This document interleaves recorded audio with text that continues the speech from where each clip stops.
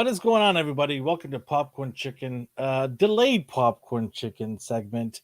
This is the Bad Batch and After Hours talk.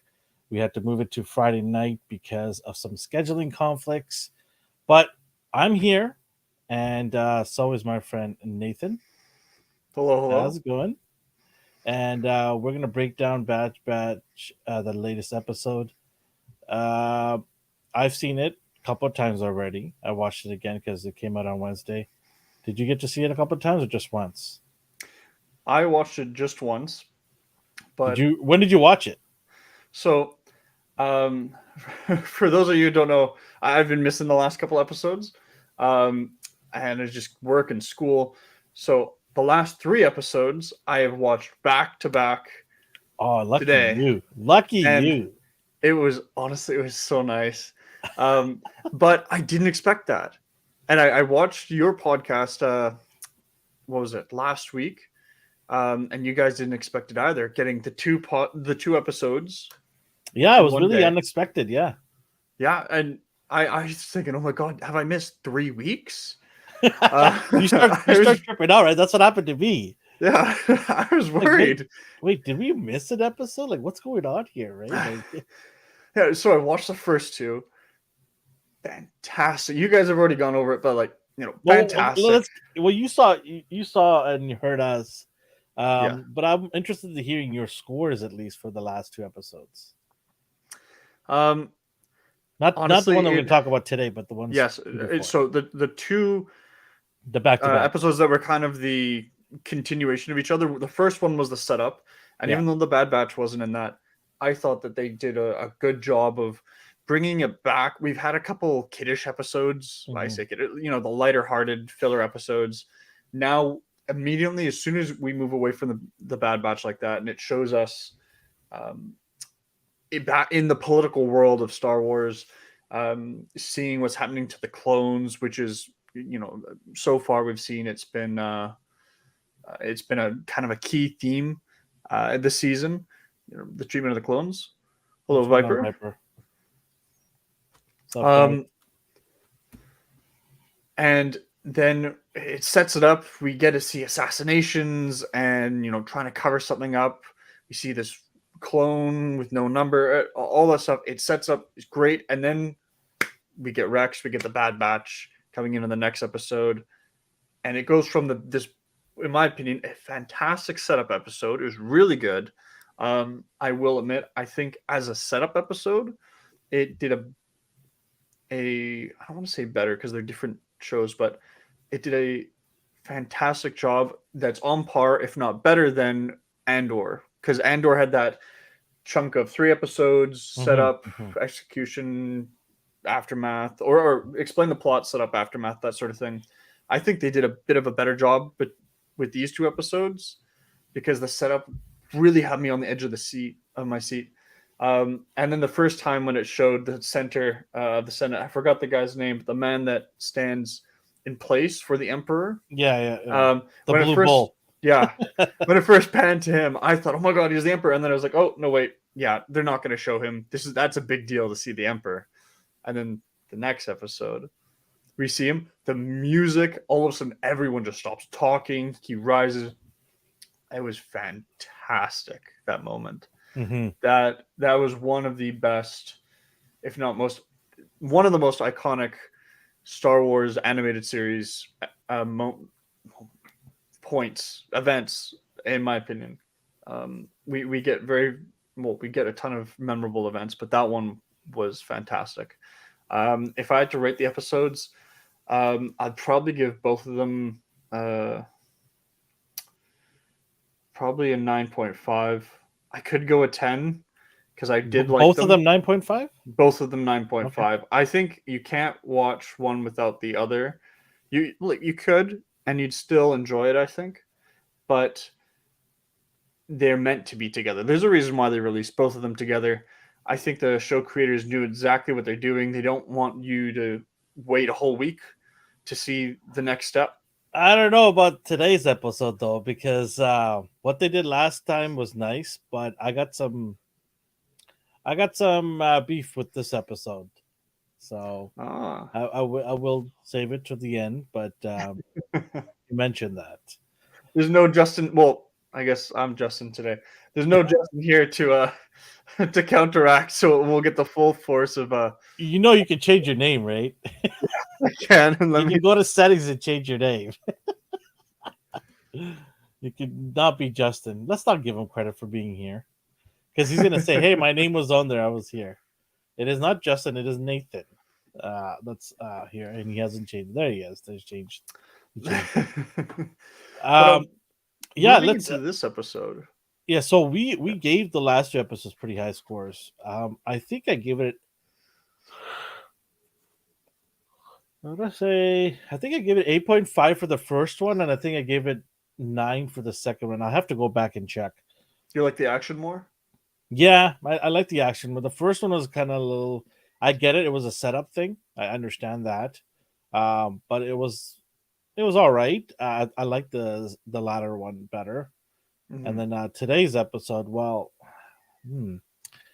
it's an interesting one. It has character development. Yes, it This does. whole episode was about character development, which is great. I don't mind that. I'll take character development over fillers any day of the week, right? Because we need more of this to give the team more depth, right? Um, 100%. this team is now being every season we're losing a member from the team.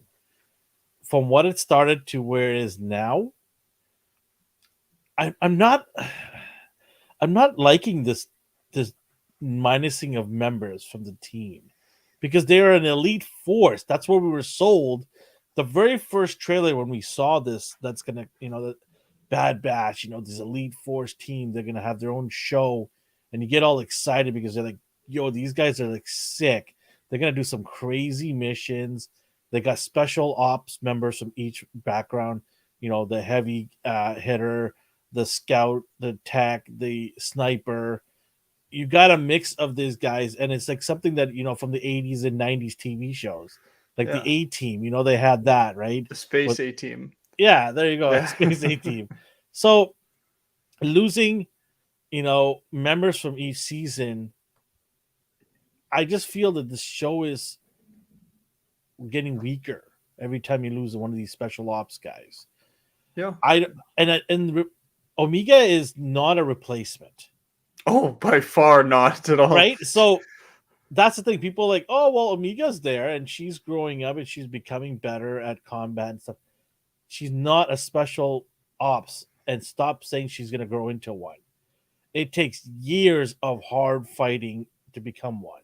Yeah, they're the same age, but she doesn't have the training and skill set, and these guys are not going to be able to train her to the level to the horror they've seen, the stuff that they've gone through, right?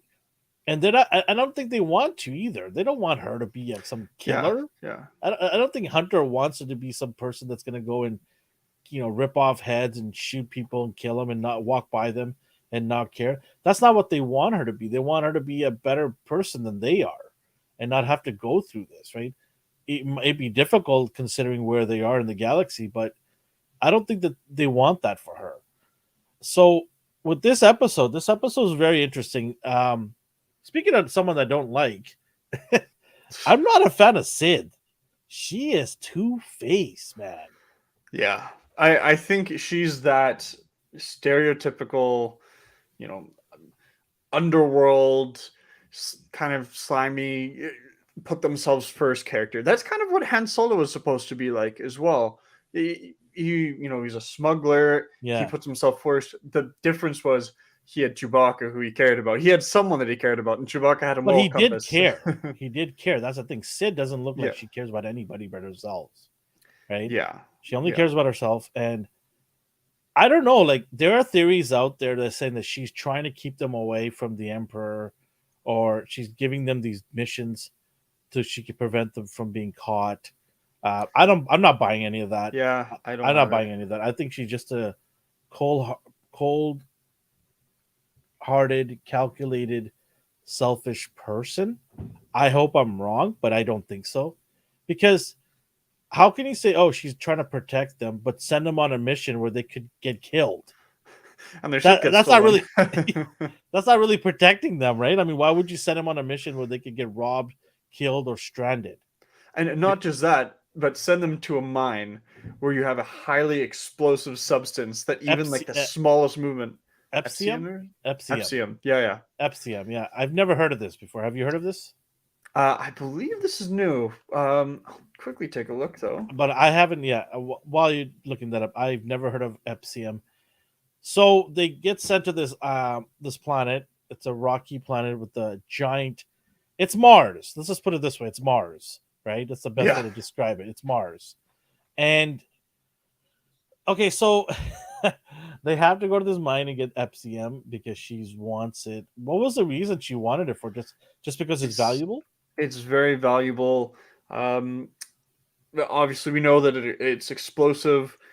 She purchased the mine, I guess, just from someone that she that was wandering around, had the key, said that they'd sell it, and that there was still some So she FCM in purchases there. the mine, sends these guys. My question is, why are they even going there? Why would these guys even take that? Is it because they want to make a good chunk of money? I think they're still trying to do that. I feel like they've done a couple missions where they should have earned enough by now, to be honest. But They, I it's think, it's I thought pushing the they, plot. I thought they already did that when they rescued her. Yeah.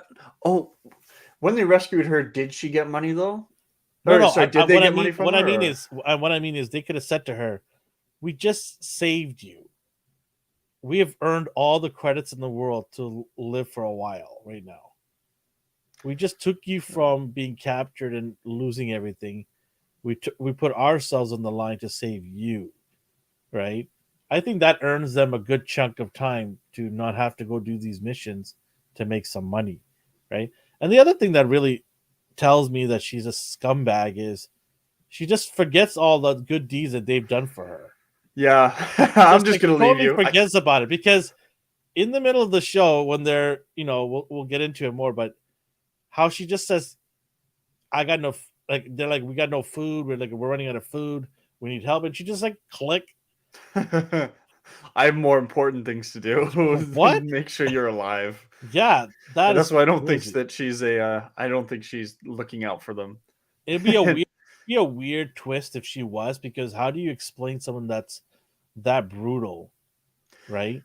Well, remember, in that speeder race episode, we met a character who said like, "Don't trust her, don't trust Sid," um, and they're giving us reasons to dislike Sid and to know that Sid's not, her best interests are not out for the Bad Batch. Um, but I think the season's going to build to a point that Sid becomes the bad guy. Maybe she tries to turn them into the Empire.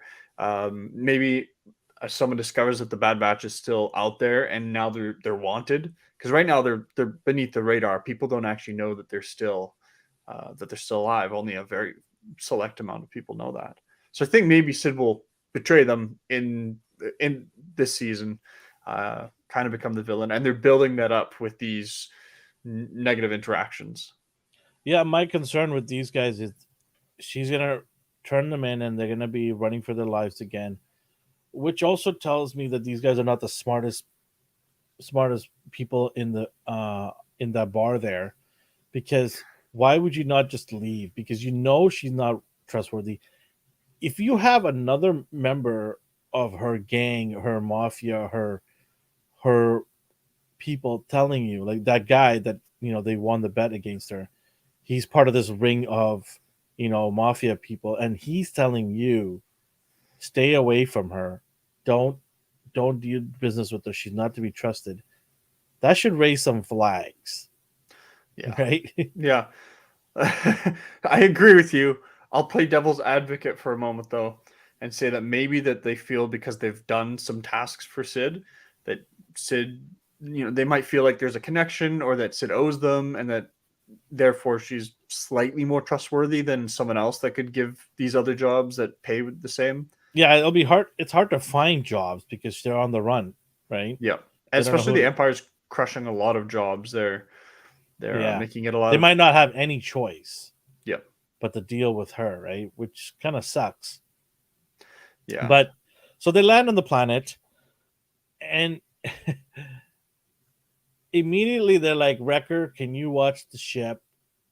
And Amiga, you stay with him. And I'm like, oh, right away, they made Wrecker the runt of the group now, right? Yeah. And then I'm just like, why do you need people to watch the ship? Doesn't the ship have the ability to shut down with passwords and keys and all this stuff? It's a ship. It's not a car. It's a ship. And who's gonna go and take that thing, right? They need to have some sort of security system like Mando's old ship. What was it? You'd Remember think he had every that ship in the system on it? galaxy Yeah. at this point would have ability to prevent it from being stolen. Apparently not. Well, I just found that really weak though.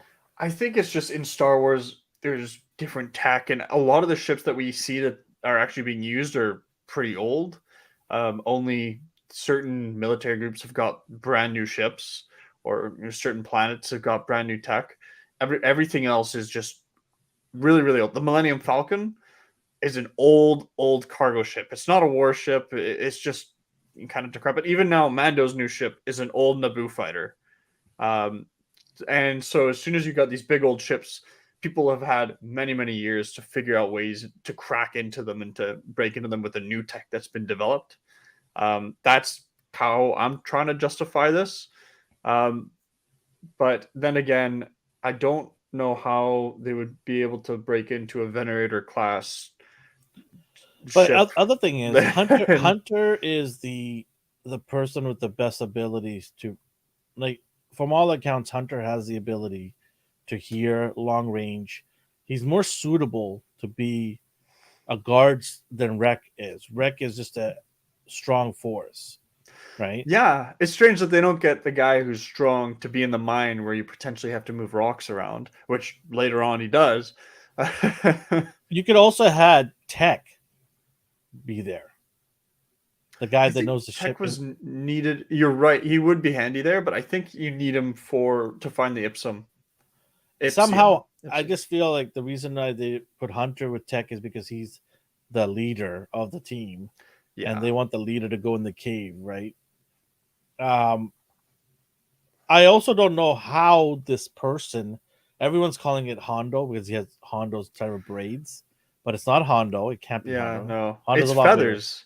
I thought they were Yeah, braids too. yeah, At first I thought it was yeah. braids, but then I looked closely. It looked like feathers upon second I don't know who inspection. that person is, but how did that person even know that they're going to be there? That I honestly is kind of hard to explain. If that's not a giveaway of Sid ratting them out, I don't know what is. If I'm going to make a guess, a little prediction, probably wrong, but this is the only way that I can logically make it work. Is that spaceport that they went to at the end and that they saw earlier? Maybe this one individual had been living there, and they saw the ship come in. The person went over to the ship and hijacked it. That's the only way I can really justify why they're out there. And why doesn't Tech have a kill switch or something? You know, like Tech could be like, "Oh, they stole my ship. Okay, cool. I'm gonna press this button. It's gonna come right back." That would be that would be fun to see in Star Wars. There's Like, I some mean, he's so yeah, smart. He's able to build and fix his ship, right? not smart enough apparently. He's able to, calculate so many things, which is what I'm going to lead into now. Is so the character development here is two. It's Tech and it's Omega here. So the story of this episode is focusing on the two of them. And so they go into the mine and they're trying to mine Ipsium, and it's the first beginning part is they're finding nothing because they're like, this looks like it's already been mined, and it looks like Sid got ripped off in her deal. So they're about to kind of pack it in, and then they notice a little piece, or Omega does notice a little piece, and they get some of that. Now, the minute they said Ipsium's very volatile and it can blow up, I'm like, I know what's going to happen. There's going to be an explosion. And sure enough, there's an explosion. And what was it? Were they trapped? What was it? What happened there? Yeah, that was later. The ship left. there's the stampede because of the storm, and then Oh, the there was storm. the Lion King stampede, right? Yeah. The Lion King stampede and stuff. Hey, do you know Everyone's it's making fun of Disney? it on the internet.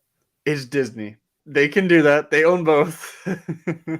I thought it was pretty interesting. I also like the fact that Wrecker was so strong that he was able to shield it from his body, from all these water space buffalo, if you want to call them, running there. Here's the other thing: they see a storm that's going to be heading their way. They decide to take the canal way through the thing. Like, I mean, why would they not be aware the storm could go there and they'd be in a lot of trouble? Do you know what's funny too is in real life, in those little canyon areas, when it's raining heavily, those are super dangerous because they all the water around gets drained into it, and they become these fast flowing rivers that Yeah, fill up quickly. rapids. Yeah, Yeah. it's so dangerous. And so you would think that even if there's no water that's coming, that's probably not a good idea to go into that small, tighter area. Um, Well, my issue is you have tech who can survey the land ahead of time. Well, I think he can. Well, they should have the ability to, with all the technology they have, to at least have an idea of what's around the corner. They could have at least surveyed the situation. Go, okay, we need to make this type of way to there because there's no exit route. I don't think we should go this way, but we should go another route where there might be some exits or covers in the event the storm catches up to us. It just felt like there's really a lot of not so elite force thinking involved. These guys are trained to handle anything pretty much thrown at them, including weather, right? And I just think that there's a lot of lack of intelligence when it comes to these guys making when doing these missions. There's a lot yeah, of mistakes they make, right? yeah. Do you know? I'll be honest. I didn't think about that before, but they are, and I get it. You need them to make these mistakes for the plot, but at the same time, we're watching it because they are they are the Bad Batch. They are the clone troopers, which are Mhm. already fantastic soldiers. And there's ARC troopers, there's the commandos, and then there's the Bad Batch, the guys that not only are they elite trained soldiers, but they also each have these extraordinary skills.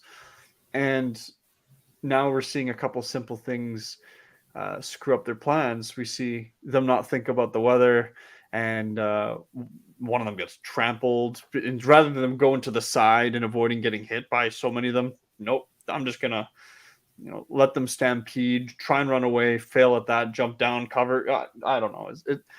You're right. It's a bit messy when they should know Yeah, better. like I understand people like, well, we have to have a story and stuff. You could have a story. You could have them dealing with enemies who are intelligent and you have like good old fights where it's very difficult to win. Those are good stories. But when you make simple mistakes like this, where there's no enemy but the weather and buffaloes that's going to kill you, that's not really a smart elite force, right? They're supposed to be the best of the best here. And I'd rather have them go down in a heap battlefield with the 100 stormtroopers or, clone troopers, whatever. I'd rather have them fight them and make mistakes in the battlefield because it's high intense. But having them make mistakes in a canyon with water buffaloes, I don't know about that. Like, something is off, right? I mean, the storytelling needs to be better with these guys. They deserve better storytelling. Maybe You they know, miss Echo very much, and they're emotionally distraught. she's their leader now. We know Omega is upset. Oh god, if she's Omega elated. is their leader now. Oh god. Okay, I'll quickly talk about Amiga in Yeah, the not this episode, the one before, yeah. when she's just sitting on the couch and just talks to the Kimon. That annoyed me so much. It's like, no, you're a kid. You're not here to interrupt and make accusations. No, you're here to sit, watch as the senators do the work. You're still a small child, Justin and we're keeps talking telling me about that she's murder. the same age as them, but I go, yes, in terms of numbers, yes, but in terms of maturity and experience, she's not. Yeah. right? Yeah. She's not It's anywhere near. what was it that Captain Rex said in the first Clone Wars movie? Um, what was By it the in way, it my was nice to books? see him back. Yeah, I was so happy to see him back. We haven't seen him for a little while, but he said in the Clone Wars movie, in my book, experience outranks everything, and it's that experience that the Bad Batch has over Omega that adds to who they are. Omega's nowhere close to being equal, and that's just because she doesn't have the experience and maturity that they do. Absolutely. Yeah. They've seen their So, friends get murdered and butchered by droids. She hasn't, not to the same degree. so getting back to the story here, so they get into this crevice. They find Teko then finally uses his technology to find a cave. I don't know why you can do that before. Um, Caves are hard to find. yeah, they get in there, and then obviously the FCM explodes, and they get caved in. And is that what happened? They get caved It in, right? is, and I'll be honest, this is one part I wasn't thrilled with because like, I get it. That's how they made the cave in a somewhat original way from the substance that they're already mining, but at the same time, any this episode very much felt like a western to me, kind of like a western Mhm. movie. And so many western movies, you've got a mine with something valuable in it, and then there's going to be a collapse at one point. They're going to be I was trapped. expecting. I was waiting for it. I was like, when Yeah, did they gonna get caved in? as soon, It yes, was a simple expectation. Like you knew going in when the minute they said the thing explodes, you see a canyon, you're like, okay, when are they going to get trapped? I was yep, just waiting for that, exactly. right? And it happened. It happened. I wasn't Yeah, surprised. yeah. So they get trapped, and I don't know why they just allow her to wander off. Yeah, that bugged me a bit too, because I was thinking, okay, we know this area is dangerous. We've had weather that is dangerous. We've got these animals that we didn't expect that stampeded through. We've got this mineral material that explodes when shaken or broken in any way. And you're just going to let this kid who has made mistakes in the past walk around a cave that none of you have been in, that she doesn't know where she's going. Um, No idea what's inside the caves. yeah, I thought that part, sure, you guys are the Bad Batch, sure, you've been training her, but she is not a soldier. She, even then, Even the the Bad Batch soldiers, usually, like you wouldn't send Rex yeah, or sorry, not Rex, Hunter or Echo or any of these guys, Wrecker, like any of these guys to go on their own yeah, in a that's how they dark get killed, yeah, going and alone. you wouldn't do that. So I don't understand how they would just allow her just walk off. Echo, they all missed Echo, and she missed him more, and so that's So yeah, this justification. whole so she's very depressed that she's lost a member, and I empathize a little bit. I mean, he is a part of the team, and they've grown closer. They've gone through a lot of close calls, and it's become a family. I get it, Yeah, but you have Tech here, who's a calculated, by the book techie kind of thing. I mean, hence the name Tech. He's not. He's more robot than human, right? His way of thinking and everything is more robotic. I've got a. What are you drinking out of the bottle? Oh, look at you! oh, it's Oh, so sweet. So it's not whiskey.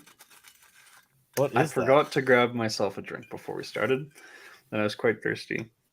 But so I'll go into this a bit later. I've been playing the Harry Potter game, and one thing in Harry Potter is butterbeer. And so I looked up Okay, a okay, recipe to make it, and it's butterscotch snaps. So I have butterscotch. It's alcoholic, but it's nearly pure like sugar. and, oh, jeez. and Um, yeah. yeah, anyways, So the two of them, like she obviously finds more FCM and is wants to get this to redeem herself or help the team out, and Tech basically follows her. Correct me if I'm wrong, if I'm no, forgetting you got anything. And she wants to prove to him that he can do it, that she could do it, and I don't know, like you got one. Should you not just be happy with that one or two? Well, Why did you get 6 bags of this thing? It's I'll be highly honest. explosive. The Did they not moment that learn? bugged me for this was he walks up, he sees her, Tech sees Omega, drilling into it to extract it. It's super volatile. It can explode just from trying to drill in if you get too close. And I was shocked when he talked to her. I thought he was going to wait for her to stop. Instead, he was like, he just started speaking to her while she was in the middle of drilling it. And to me, that seems a little dangerous. Like, what if she just got spooked and like, Yeah, leans forward, boom, and they're all dead. Yeah, everyone's dead.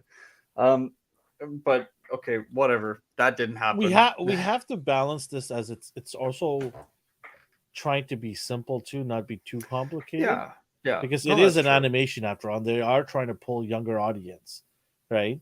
So Yeah, we have, and that's where I kind of don't get too uh too upset about things when, like, I explained how they're an elite force and they're not so elite. It's most of the time. I understand there has to be some storytelling, there has to be some leeway, but it just a part of me is like most of the people that are watching this aren't going to be kids. I think they're going to be yeah, more of teenager and older groups, right? yeah. The That's going to people that care. grew up watching the Clone Wars and the Bad Batch Yeah, and you're going to see more continued of those on. people. Um, so for me, yeah, you're right. I mean, it's just a silly thing, but it's just the small things. Sometimes you kind of have to just let it go. Just like, okay, you know what? Yeah, Forget it. It's too minor of a thing to worry about. In my mind, I just kind of let it go. I thought of the same thing. I was like, this guy's just creeping behind her in the dark. Like that is the worst thing you could do to somebody when you're trying to extract something dangerous, right? So I just like, you know what? That's fine. Just don't worry about it. And so they're hauling, vials after vials. And I'm just like, why is there a need to fill up every single vial here? If you got one, two, three, something like that, hey, take that and tell Sid, hey, shove it. We almost got killed because you didn't tell us that the mine that you bought had nothing in it. We went down a canyon to find some random mine to find these things. So take what you got and shut up, right? That's what I would say. But no, they wanted to fill the bag up, which they did. Kudos to them for doing it. yeah, Um, well, she almost did because she was trying to reach for another one, and yeah. I just thought this was silly. Like, The where's fall, the or no? I just found Tech to be like, you're a guy that can calculate distances, risks. yeah, You're able to calculate all these things in a strategic way to save people. You saw her and she's having a hard time reaching it. You could have said, "Hey, leave that one alone. We don't need any more." Where's the intelligence there again? Right? yeah. I'm going to play devil's advocate just to attempt to Yeah, justify it. yeah, I think that if I'm going to overthink the situation, that Tech was trying to allow Omega a chance to prove herself. And so he thought, you know what? I know it's risky, probably not going to do it, but I'm going to let Omega attempt to prove it. yeah. Because they had a That's, spat between the two of them, right? yeah, they did. But at the same time, I'll be honest, I don't think that's what the creators were intending to happen in the scene. I think that the way they wrote the scene was just she reached too far, and maybe Omega wasn't not Omega. Sorry, maybe Tech wasn't thinking about that, or he was maybe focused on something else. But I don't think they thought it through too much. immediately after that happened, she fell into the dark abyss. What happened next is what I think they wanted to do is they wanted to make sure people understood that Tech has the ability to be more human because he jumped right in. Yes. He didn't calculate. He didn't run to Hunter. He just said, "You know what? Screw all this tech, strategy and all this stuff. I'm jumping right in," Yeah. which is totally uncharacteristic of him. And that's what the point was, I think, for this whole situation was to show that he is going to change. He's going to evolve because he cares about her. Right? This family does exist, even though they're losing people in that family. He wants to show her that she's important and that he can be more. of a family person than rather just being a robot, Yeah. more human, right? So he jumps in with her. Thank God it wasn't in lava or anything like that, or some dark rocky cave where they're both dead. Like Yeah, that was a but dangerous thing to do, right? when she fell, I was like, "Oh my god, they killed her off." Were you happy? You're like, woo, yeah. Well, I'll be honest, my first reaction was just shock. I was like, "Oh my god, did they do that?" But then after a second, I'm like, "No, no, no. Something must like there must be some. Maybe she's like caught on a root that's sticking out, or maybe there's something that stopped her from Well, dying." I was wondering though, why didn't he rappel down? Probably doesn't have a rope long enough. Maybe he doesn't. Maybe he just wanted to be quick, and rappelling down would be a Or he little just didn't slow. think. It was a parental thing where he just jumped. Yeah, He's like, I and don't have time to think, yeah, I think right? that would be appropriate for this because it's Yeah, trying to show, like, we're a family. yeah, If you're in trouble and it's not a situation where I've got a lot of control in, I'm just going to jump in there for you. yeah.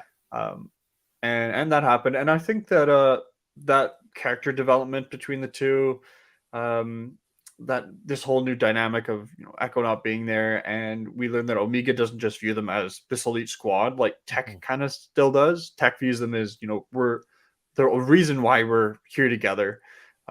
It's all devoid emotion. It's because we're this team that works together. We can survive together.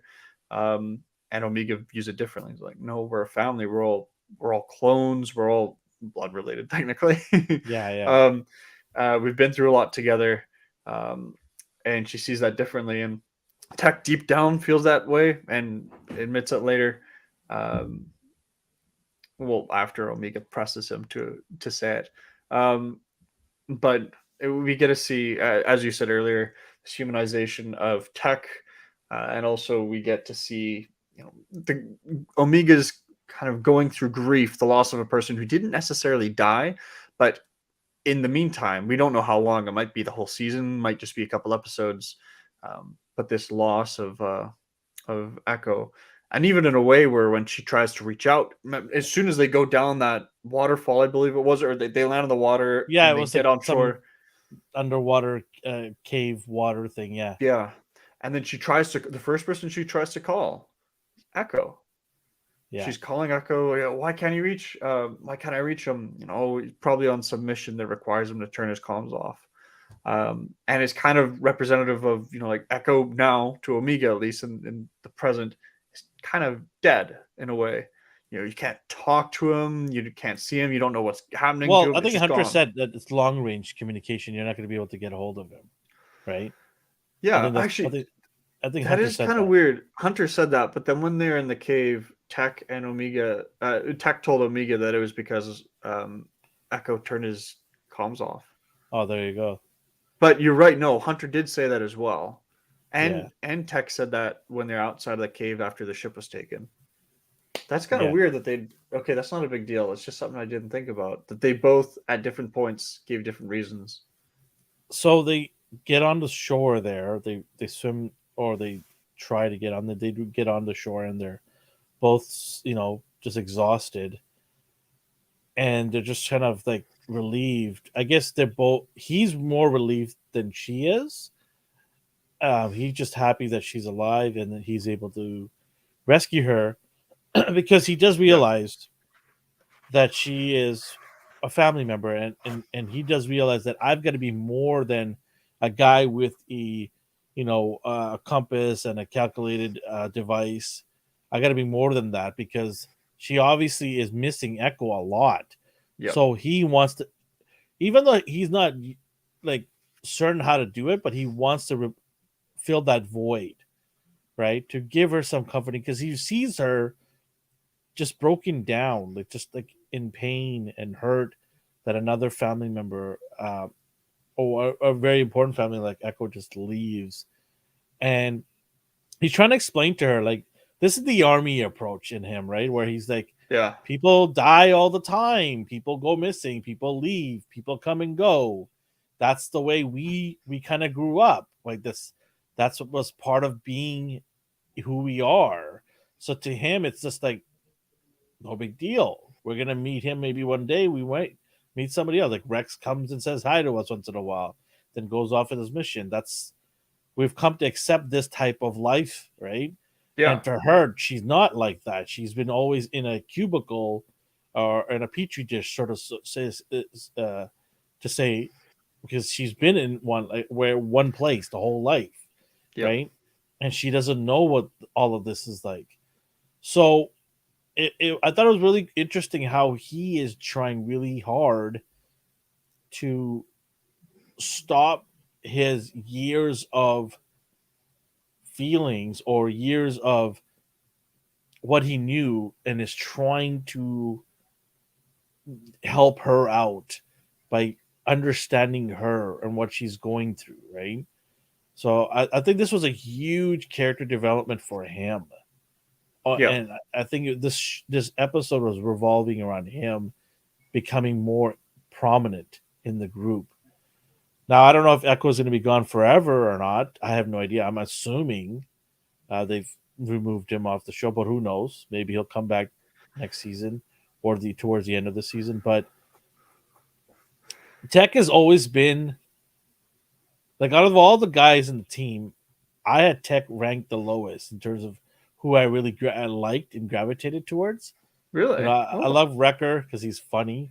I love Hunter because he's calm, collective, and a very cool leader. I loved Echo because he was just a stone cold type of guy, right? No nonsense type of guy. And then Tech, I liked him the least. Yeah, he's a techie guy and does his thing, but he didn't have any character. Like he didn't really have anything that I really cared about. But now I do because he just sacrificed himself to save her. He's putting all his years of training aside to change for her, to give her comfort. I like that. I'm like, that's someone that's really cool, right? yeah. Yeah. We get this new approach with him. We don't see him, in the past very much as this caring person. As you said, we just see him as this, this guy. He thinks like a soldier still, very technical. You don't see much emotion in him towards anyone in the group, um, you get this character development in him in this episode. You get also the combination of kind of the loss of Echo in the group and how that impacts the group and Omega.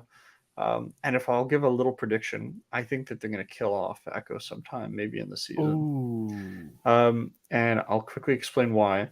Primarily, it's because we don't see Echo after the Bad Batch. We've got episodes where we see Rex, we see Wolf, we see a bunch of the old clones Mm-hmm. that we like.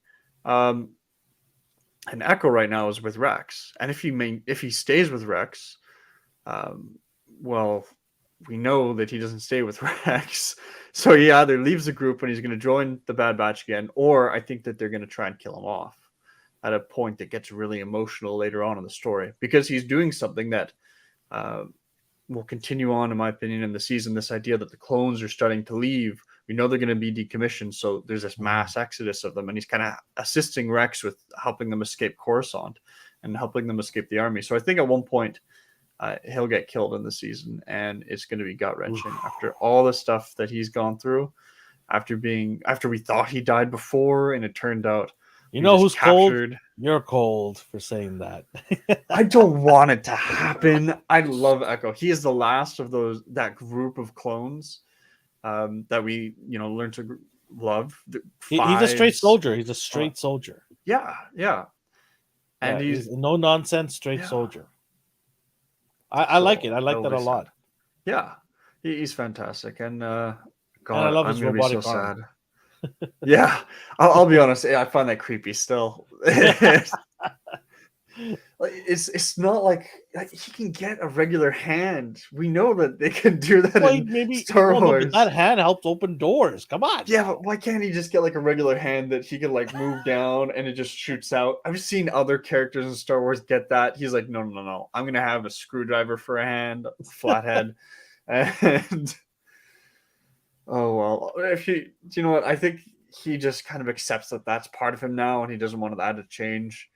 Although when he did say he was leaving and we didn't get any context, I'll admit I thought he was going to be that guy we see in Cloud City with the big band around his head in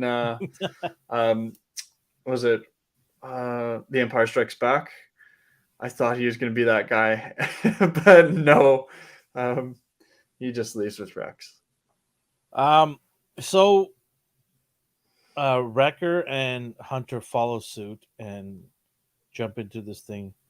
I just Yes. thought it was weird how they just jumped in. Did they get informed that they're well, I guess they That knew they there's were water. safe. That's why they jumped in, right? Yeah, I think it's because they knew they're safe. I think they said that there's some. They didn't know where they were. I can't remember if they said that they're walked in or landed in water. Yeah, I can't remember that part, but I guess that because they found out that they're safe, they jumped in too, which is kind of weird. I would have rappelled down, Yeah, knowing that, or at least try to rappel down. they did say that they had a way out, so I guess you wouldn't need to rappel down as much. You know Hmm. that it's safe to just jump. You know that they found a way out. It's funny though. If they found a way out, why not meet them at the way out? I guess yeah, that's the only way to get to it. I, as you said earlier, they have to keep it simple. Simple No, like I mean, storytelling. because Tech has the location, he could tell them like, "Hey, go around this way and you'll find us here." Blah blah blah. Yeah, Like like I said, they have to. Anyways, they jump in the water, or whatever. Remember, Wrecker hates heights, he so it's does, and funny. he jumps pretty easily, doesn't he? Yeah, he's like, "Okay, I'm jumping in," which I was like, "Okay, you jumped pretty easily." Yeah, that's true. Maybe because he couldn't see the bottom, he wasn't afraid. Although that That might make you more that fearful. that I don't make you know. more Yeah, fearful that might make to it the end. worse. It just freezes up top. But So they jump yeah, in. Yeah. they basically get out of that cavern or the cave exit point, and I found this part really interesting. It just ends abruptly. The explosion? No, What do you the mean? episode.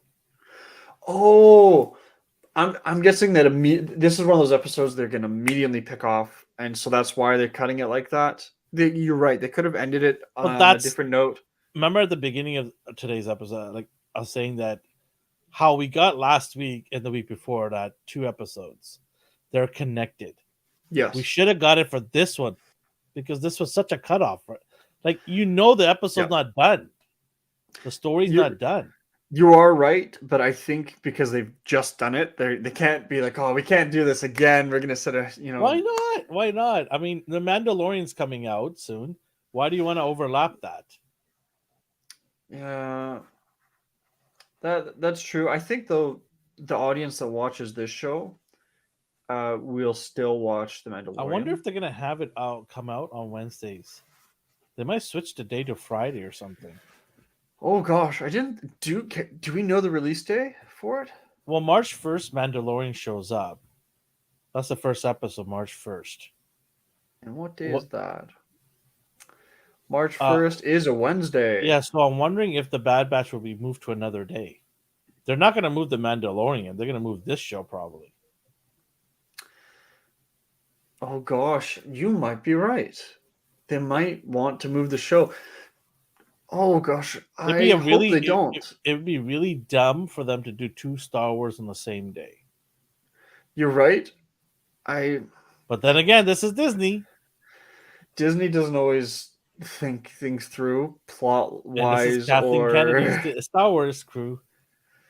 So do you know what? We'll wait and see. And if they keep them both on the same day, I'm just hoping that both episodes are good, or at least one episode's good. I have a feeling they're gonna move them either Tuesday or Friday. Oh, Friday would be okay. I think they might want to do Friday. A lot of people finish, work for the week. They want to sit down with their family. Um, Tuesday's kind of a weird day to have an episode release, I think. Yeah, I just have a feeling they're gonna have. I'm gonna look it up here. Bad Batch season 2 episode releases here. They don't really mention anything here. I think they're keeping it tight-lipped. Oh, I've got it right here. Oh, you got it? Okay. Yes, it will continue to be released on Wednesday. Man, that's such a terrible idea.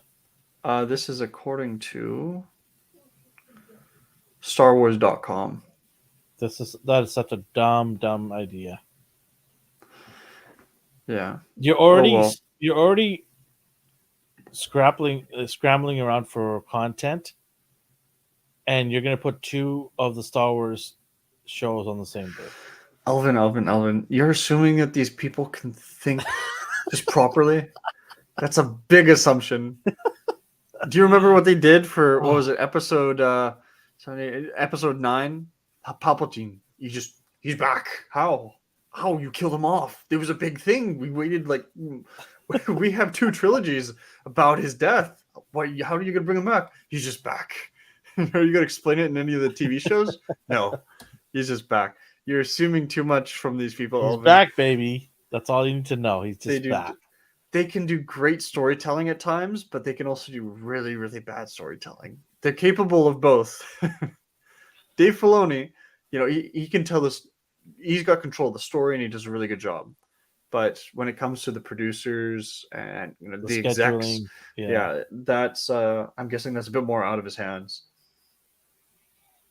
So that concludes our Bad Batch talk. We're getting to the after hours here now. Oh, we haven't given it a oh yes, yet. I'm sorry. What do you give it out of 10? Because I watched it back to back with the other 2 episodes, it actually flowed pretty well, even though it was now a little bit distant in the future. Maybe it was a couple days or a week or so. They're now doing a mission, but it goes from these 2 really heavy, well, in my opinion, more heavier episodes than what we've seen before. Well, it seemed like it's pretty close because she still misses Echo. Yeah, you're right. So a lot of time. I don't think a lot of time has passed. Yeah, not like a month or anything. I think it might have been a couple days because they managed to go to Sid, and now they're on their first mission since Echo's gone. Yeah. And seeing Omega deal with that grief, well, I think is kind of a form of grief, but the grief of losing a member of their group, losing a member of her family, right after actually watching all the events of the episodes prior, I think it's causing me to rate this episode a little higher than it might deserve. Okay. So I'm going to give it an 8. I think it had some good elements to it. It had the character development of 2 characters that were important. The cinematography, I don't know if I should call it cinematography in an animated show, but I'll still call it that. We'll allow it. Yeah. It still has those beautiful, just gorgeous moments of it just pans out, and you get a couple seconds of just looking at everything. You don't hear characters, it's just the world. And they did that at the start and the end of this episode, and it was beautiful both times. Mm-hmm. There's some parts that, in the mine, of course, as soon as you mention a mine that you're going in, there's either going to be a creature in the mine or there's going to be an explosion that traps you. One of the 2, or both. One of them happened. So that was fine. Escaping from it, of course, they're going to do that. But the character development made it for me. I'm so happy that they didn't just throw another filler episode at us. This didn't feel like a filler to me. It came close though. It came very close. It did. It had moments. If they didn't have Omega get upset with Tech, I would have rated this lower. This would have 100% immediately been a filler episode. But because they had that character development, it's brought it up to an 8 for me. Yeah, I have to agree with you. I was, going back and forth with some numbers, what I was going to rank this week's episode. I have to be honest with you. It's an 8 as well for me, I think.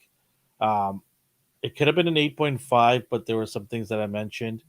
It was definitely not a 9. It wasn't as good as some of the other episodes.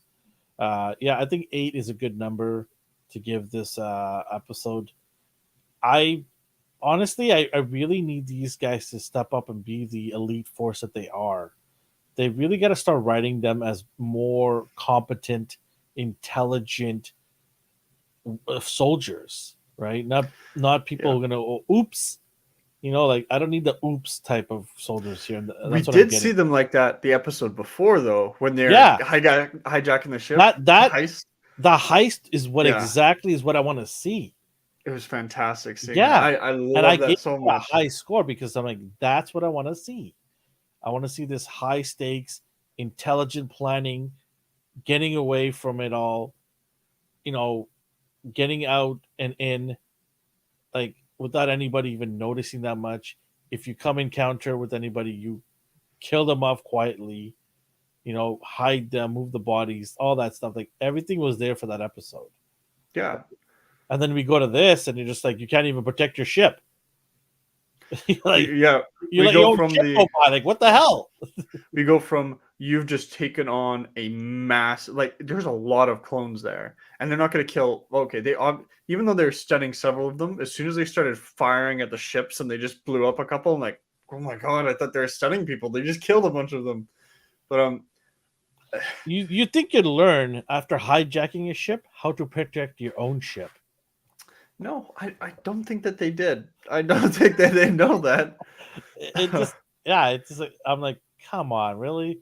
And it looked like some 14-year-old kid went there with his bicycle, Yeah, it and got did in there look and like just a like, younger. yeah, I'm just gonna take off with this ship. It's like And they what? teased us. I think they intentionally try to make it like Hondo, make us think, oh my god, it's the pirates.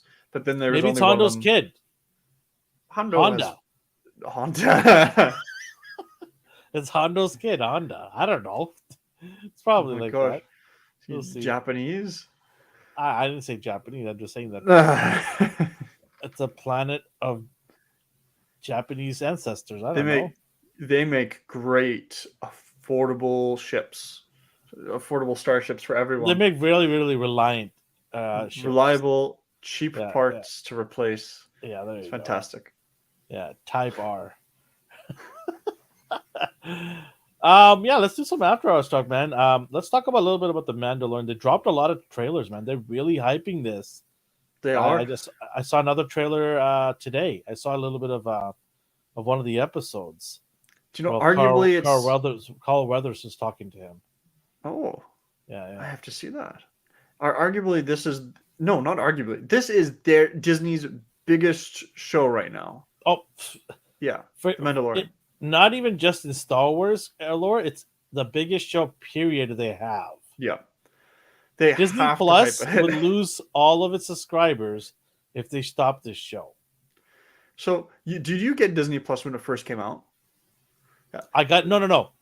I got it for the first month, and then I'm Yep. like, what is this crap? There's so many garbage episodes here, things I don't even care about. They didn't have The Simpsons at the time. They didn't have those other channels. So I quit. I backed out of the first month. Yeah. And then I re-upped when Mandalorian came on. That's when I re-upped again, and I haven't. Then I canceled it after Mandalorian ended. And And then you then got it when the next season came on. yeah, so after Yeah. that I didn't cancel because they added more content. They added The Simpsons. Yeah. Yeah. For us people here in Canada, they added the Star Channel package, which had some other stuff. It's basically our version of Hulu, right? In the US, they got Hulu, right? Yeah. So they added that, and I'm like, okay, that's cool. Because my son watches The Simpsons, and I thought, okay, I'll do that then. So that's the only reason I haven't canceled it. But if it wasn't for the Mandalorian, I don't think we've been watching Disney till last year. Fair enough. Yeah. Yeah, I just don't think they have enough content that attracts me to watch it. Right? Yeah. Family members with younger kids, I think, would probably enjoy it more than I do. I'm more of a Netflix guy, but I'm also more of like HBO Max, things like that. But now Netflix is just getting ridiculously priced now. I might have to bow out from that too. I don't feel like paying extra just to go watch it outside of my house. That's a ridiculous. I can't believe that they would even think that is a great idea. So wait, if I want to watch it on my phone and I'm away from my house, it's going to cost more? Yeah, you have to buy another service, a tier higher. I have no words. Just shaking my head. It's ridiculous. I think it's like $8 Canadian extra. Netflix, this is why people password share. This is why people don't like to buy their own individually. They like to share Netflix. Like Oh I my have the gosh. four profile package, right?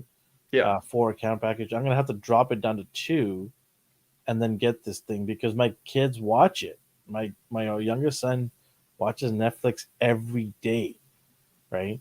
So I'm gonna have to drop it down and then get this package so that they can watch it outside. Like we're gonna go on a trip tomorrow, quick trip tomorrow, and I I can't watch Netflix. It's a shame when they do stuff like that. Well, they don't think about the other side of the coin. They only think about the side of the coin that they're so interested in removing those extra people that share your account. they think that like more people are gonna buy their own accounts now. No, they're gonna find ways around this. They're Well, gonna be they smart said enough. they lost record amount of people unsubscribing. Good. They need to learn a lesson. I They need mean, to be able to go back. why would you want to instead of finding ways to crack down on this, which is a smaller percentage, you should give incentives like, hey, listen, if you have your own account, you can get points towards free Netflix or something like that. Like if you have your own membership, we can give you exclusive content. There's got to be certain things that they could think of. They got a whole Yeah. marketing department. Think of How something. even like if they really want to make more money, find markets that you're not in very much. Explore new markets. Don't just keep trying to, turn on turn the tap on more and more on people that are already You know subscribed to what they you. could have do? You know what they could do is they could just say, "Hey, you know what? For this price, we'll let you watch Netflix from 5 different countries." I would honestly pay for that. I'd pay for Here's that. instead of killing off this, trying to kick off people who are sharing, add another tier in there. Here's another tier. Will cost you $2 more, $3 more, whatever it is, but we'll let you watch it in 5 different countries. It's the same price as paying for a VPN. So why don't I just do this anyways? Yeah. And do you know what? People would stop getting VPNs then, and then they just pay for that on Netflix. Yeah, because I have a VPN and I use Netflix UK, and I was able to watch Better Call Saul in its entirety. Or is it And not fully on Netflix no, in it's Canada? not even on Netflix here. Wow. It's on AMC Plus, which is their own streaming service, and we don't have that here in Canada. Um, I Yeah. don't even know Netflix had Better Call Saul here in Canada, but not the latest season. They're a year behind. Uh, But in don't want to have to wait. UK, Yeah. they had it already out. Okay. I think they had it Yeah. out during the time it was airing. Oh, that's pretty good. Usually they wait a Yeah. little bit. So I was able to watch that just by switching to the UK. I went to Australia Netflix and I was able to watch different movies that they didn't even have in the Canadian Netflix. And then the Mm. US Netflix has way more content than the Canadian one. Oh So yeah. I I prefer to use a VPN and go through that, right? But the Yeah. VPN's Do you not want? cheap. It costs you money, right? Oh yeah, it does. It's like $10 or more. It's depending on the company you get. Yeah. Yeah, yeah. One thing I think Netflix should improve on is Netflix used to come out with some like fantastic shows, and they do now, but they might do like a season and then that's it. And that's fine. They want to tell a story like that. But it's hard for me to really go and engage with Netflix unless you've got a show that it's just fantastic, like high quality, great storytelling, great actors. I can off the top of my head, a show that's been running for a while that's like that, that's good, and then that's popular. Stranger Things, fantastic. Um, and I'm not just saying that to jump on the Stranger Things bandwagon because I know it's very popular. But I only ever watched the first and fourth season, Oh and the wow. fourth season, yeah, I've been day one, fan and watcher of it. Yeah, I do agree that the somewhere in the middle of this whole um, storyline for Stranger Things, it dipped, yeah, and then but I think it's on its way up again now. I think it's in a good place. It's sad that's the final season coming up. yeah. I guess you have to end things when they're still good, though. Otherwise, Well, the kids are going to be adults pretty soon, so it's going to be weird if they're riding bikes around town still, right? you can do one of those it part 2, where you wait a couple years, wait till they're older, and then just have them come Yeah, back yeah. and That deal with it. I guarantee you. Watch. I'm telling you right now. In 5 years, they'll probably do that. The anniversary, the Yeah, 10-year anniversary. something's gonna happen. 11 goes Yeah. crazy and just starts killing people with her powers or something like No, that. 11 has a kid, and it calls it 12, right? 12. And he or she will have some special powers as well. But yeah, no, I have this weird feeling they're gonna get bought out. I've been saying this for a while Hmm. to a lot of people I talk to that Netflix might get bought out by. I'm thinking Apple. I think Apple will Apple. just come here and start swinging the big sword and going, you know what? We're just gonna buy this guys out here, Do, and then all of a sudden we have our streaming platform done. do you think that they would make it an Apple exclusive, Oh, or 100 they percent, keep it? hundred I'm, percent. do you know how many people would switch over to Apple because of that? That'd be a lot of people. Wow. Yeah, like this for a company that big, they can absorb that. If Netflix Oh was for yeah. sale, I'm not saying they are. I don't think they are, but I think if Apple went up to them and gave them a big check here, like, "Here, listen, we'll put you out of your misery, we'll buy you guys out, and then we'll just absorb you into Apple Plus, right? Or Apple TV. Sorry, yeah, Apple TV. Yeah. We'll absorb you in there because right now Apple TV is probably so. One thing with Apple is they do make good content. Anytime I watch an Apple TV show, I do feel like some of them are not for me, but I do feel that they take a lot of pride in selecting the right content. Um, some are hit or miss, just because it's not my type. That doesn't mean it's not good. But I feel that they do a good job of trying to really put quality stuff in their platform, and their price is only $5, and you can't complain for five Yeah. bucks. Right? You're getting something. And be happy with it, right? Yeah. I love Ted Lasso. Yeah. Uh, My I, family I likes that. I love that because I grew up as this big soccer fan, still am. Um, so for me, Ted Lasso is a great show. Uh, Sad that it's ending last season. Oh. Yeah, it's their last season. They only wrote it for 3 seasons. Yeah, End it before it gets bad. The yeah, Office is a good example, in my yeah. opinion. I think The Office, the quality of it really went downhill. Slight tangent here. Um, in The Office, you've seen The Office, right? I'll just A little bit. okay. But it starts off with you have Steve Carell playing Michael Scott, and he's this crazy office manager, like really kind of a weird person. But um, after all this craziness, they still managed to be profitable, and they managed to do a good job financially and bring money in, and everyone else recognizes he's kind of crazy, and because of that, it seems like a real thing, or like a real place. Everyone's like, yeah, this is kind of weird. I'm not into it. I don't like it.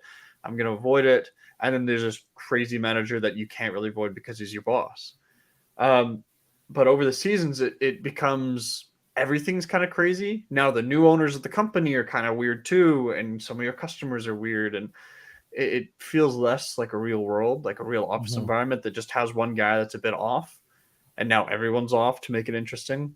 So I felt like that started to die off. A mhm. lot of shows you need to plan for the ending. Um, Yeah, the UK sitcoms, the shows in the UK, they do a really good job of ending it before it wears out its welcome. They do a yeah, really good job. I one think I think a show should not go past 5 seasons unless it's gonna show characters coming in and replacing older characters, or it's an animation. Animation you could go on forever. yeah, Case in point, The Simpsons, right? or Doctor Who. Doctor Who, yeah, That's your other example for the replacing characters. yeah. Your If you main character replace, you yeah, replace every now and yeah. If then. you do it right, right? If you do it right, Yeah, like they replaced Doctor Who with the female for the first time, and I thought she wasn't bad, but the story was horrible. The writing was horrible for that season, and it just crashed and burned. yeah. Right? But It just they're bringing back David Tennant for an episode. yeah, because they realized that they're a Yeah. dumpster fire right now.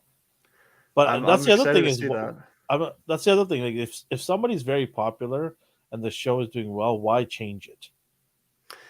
Yeah, it's Why change it difficult. for the sake of change? I I don't think understand. sometimes those actors, they as soon as most of the actors that played the Doctor weren't big actors. And as soon as you do that, now you're getting all these offers, and after a certain number of years, you may love it, but you're like, Hmm. I want to expand creatively now. I want to do something else. I want to be in Star Wars. No, I'm just talking about. But they should lock these people down. If you're going to do a Doctor Who, I think you should lock them down for 4 seasons. Yeah, that would be about a good Here's four minimum. seasons. We're going to pay you, and if we flop in two, that's fine. You still get to keep 2 years worth of pay, but we're signing you for 4 years. You're exclusive to us first. You're a priority to us first.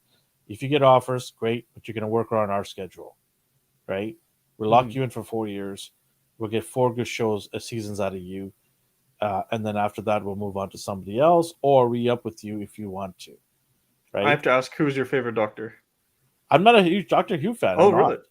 I actually don't watch. And when the female one came on, I did watch a couple because I'm like, this is such a huge thing, and the Yeah, internet went nuts. There's a lot of yeah, people didn't like that change. A lot of people were upset that they changed it to a female. I personally didn't care. I was like, I'm not a huge fan, but when I got in the internet and started, sifting through all this, there was a lot of people saying, "Why are you adding a female in there, making it a Doctor Who female? Would you do that with James Bond?" And I'm like, hold on a minute. They probably will. Get ready for that. Um, but I understood from both sides yeah, arguments. They're like, hey, we want to see something new and interesting. And I was like, cool, female Doctor Who. I don't care. As long as the show is good, what do I care?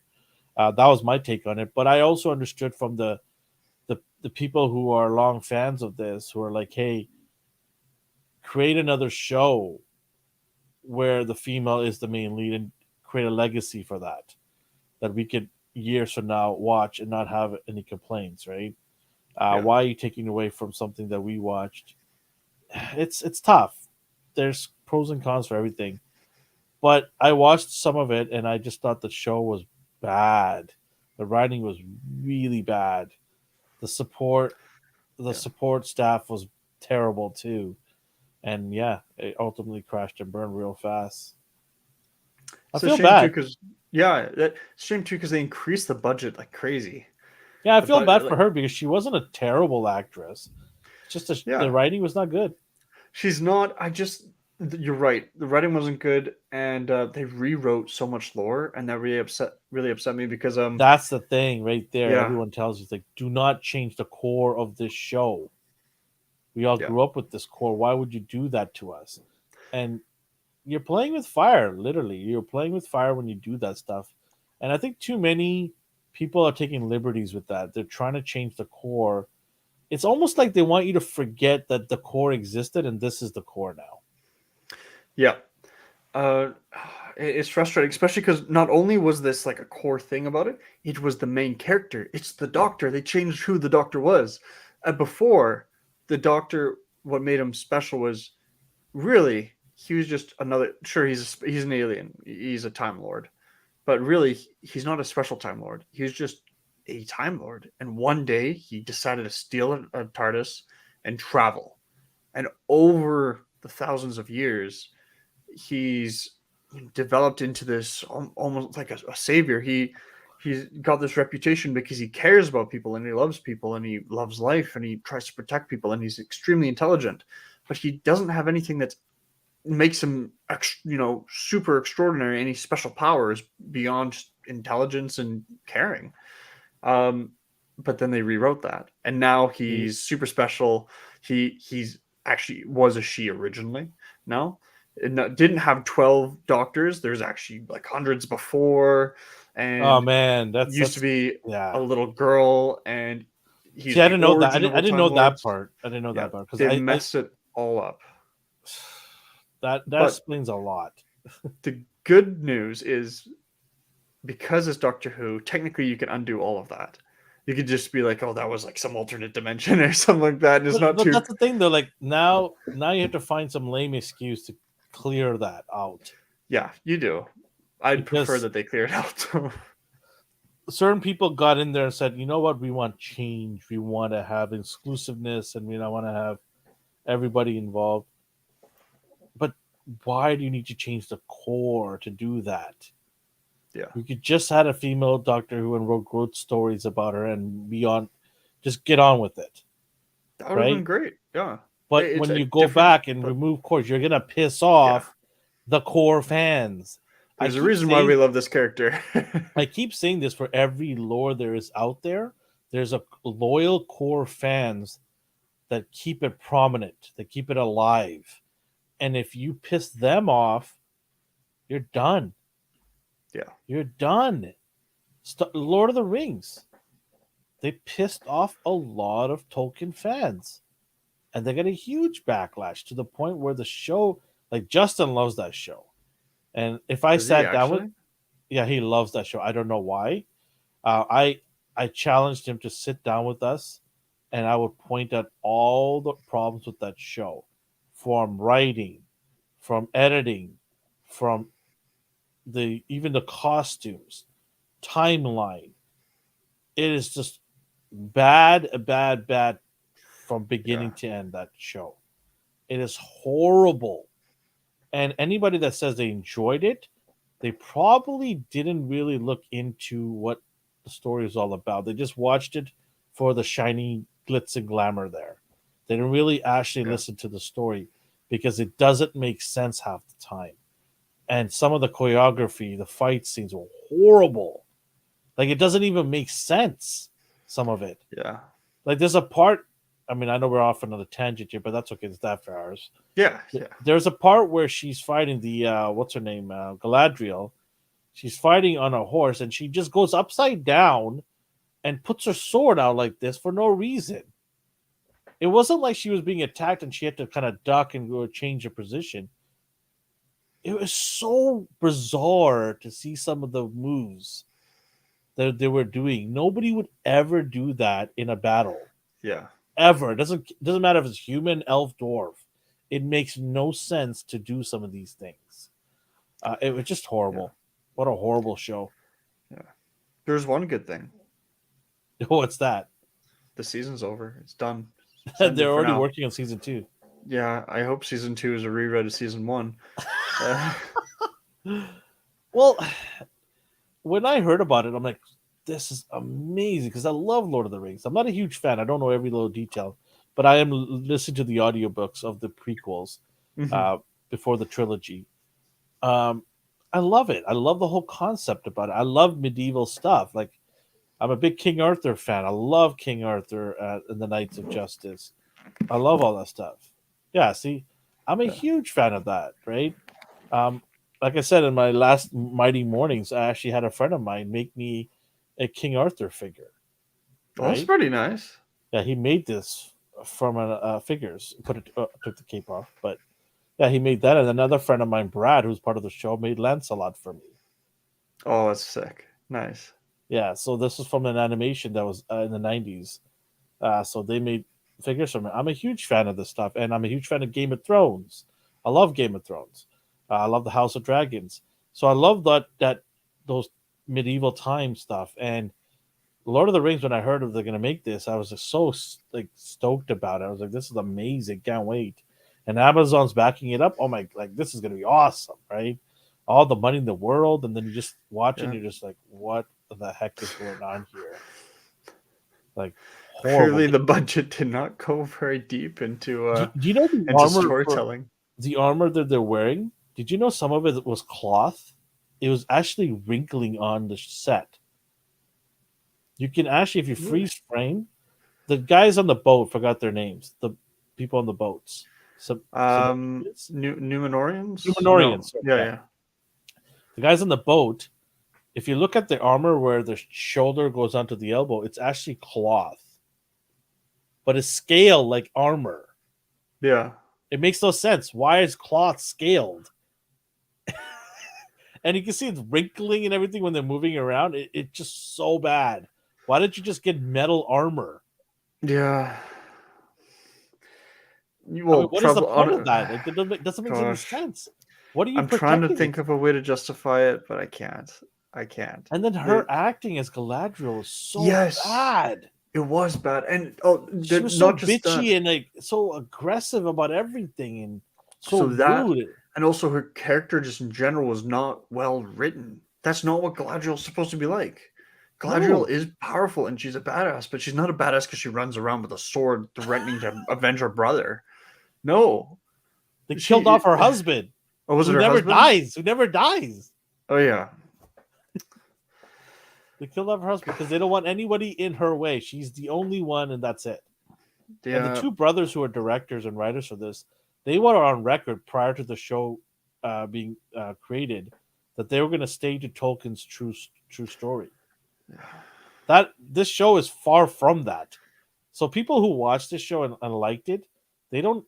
I don't know if a lot of them have seen some of the or heard some of the backstory behind all this, where they yeah. said that they want to stay true to Tolkien's tales. This is Do you- nothing like Tolkien's yeah, tales. And then people who are watching this are like, well, why are you guys all upset about this? It's because of all the stuff that said leading up to the show, yeah. right? The There's changes they made are monumental changes. And yeah, now you've destroyed Tolkien's creation. And that's why you have a lot of backlash from fans who are diehard Tolkien's. I'm not one. I'm not upset to the point where I'm never going to watch the show again.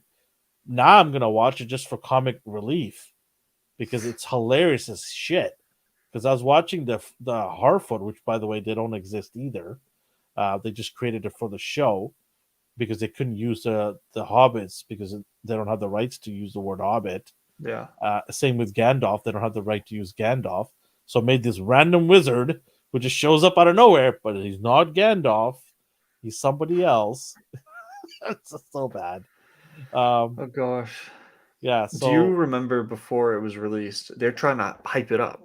oh yeah. And one of the hype ups that they did was they had a bunch of YouTubers that review stuff and stream stuff. Oh my Do you God, they were remember that? horrible. They were horrible. That was bad. Do you know Do my you remember the favorite thing one girl? about She Lord of gets the my girl Rings? Galadriel. Remember that? Do you remember that one Yeah, girl? and then there's that. There's the guy who's like, "Oh, if Sauron's hot." I'm okay. I'm okay with I wonder.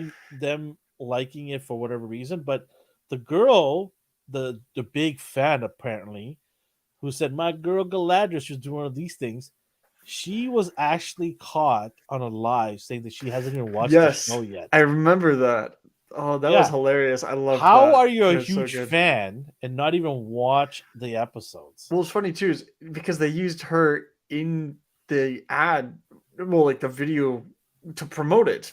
Of like, oh yeah, they watched some of it and loved it, and then turns out later, have you seen it? No, I I didn't haven't had really. time to see it yet. I Yeah, haven't had time. No, you but you had saw the. you got invited by Amazon to their office, their studios, to promote it.